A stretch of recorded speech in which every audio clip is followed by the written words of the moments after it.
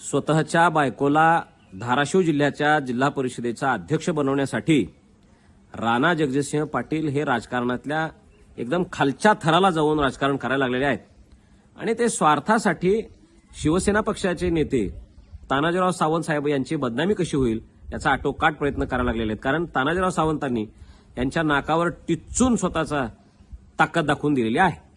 माझी राणा पाटलांना विनंती आहे की तुम्ही स्वतःच्या बायकोला अध्यक्ष बनवण्यासाठी तुम्ही शिवसेना आणि भारतीय जनता पार्टीच्या महायुतीची दुहाई देऊ नका. तुम्ही त्या गोष्टीचा आडपडदा घेऊ नका. तुम्ही उघड उघड सांगा की मला माझ्या बायकोला अध्यक्ष करायचं आहे आणि मग सगळं बघूया पुढे काय करत आहे. पण तानाजीराव सावंत साहेबांची बदनामी होईल, शिंदे साहेबांची बदनामी होईल, शिवसेनेची बदनामी होईल अशी वक्तव्य तुम्ही दत्ता कुलकर्णींच्या तोंडून जर करणार असाल तर तुमचा आम्ही जाहीर निषेध करतो. महायुतीला कौल दिलेला आम्ही मान्य करतो, पण शिवसेनेचा हक्क बनतोय. शिवसेनेचा हा बालेकिल्ला आहे धाराशिव जिल्हा. या धाराशिव जिल्ह्याचा जिल्हा परिषद अध्यक्ष शिवसेनेचा व्हावा ही तानाजीराव सावंत साहेबांची भूमिका आम्हाला मान्य आहे. पालकमंत्र्यांना तुम्ही धोका द्यायची भाषा तुम्ही करताय.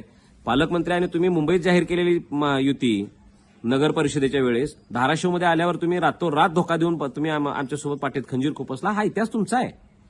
तुम्ही भूमपरांडावाशीला तानाजीराव सावंत साहेबांच्या विरोधात सगळ्या काँग्रेस आणि राष्ट्रवादी ह्या सगळ्यांसोबत तुम्ही युती करता. हा इतिहास तुमचा आहे. तुम्ही आज उमरगा लोहारामध्ये त्यावेळेस तुम्ही धोका दिला आणि आमच्या पक्षाच्या अस्तित्वासाठी जर आम्ही काही भूमिका घेतलेल्या असतील, पक्षानं काही निर्णय घेतलेले असतील तर तुम्ही त्याला नैतिकतेचे धडे देताय. म्हणजे तुम्ही करे सो रास लिहिला, आम्ही करे तो कॅरेक्टर ढिला. हे राणा पाटलांचं वागणं बरं नव्हं.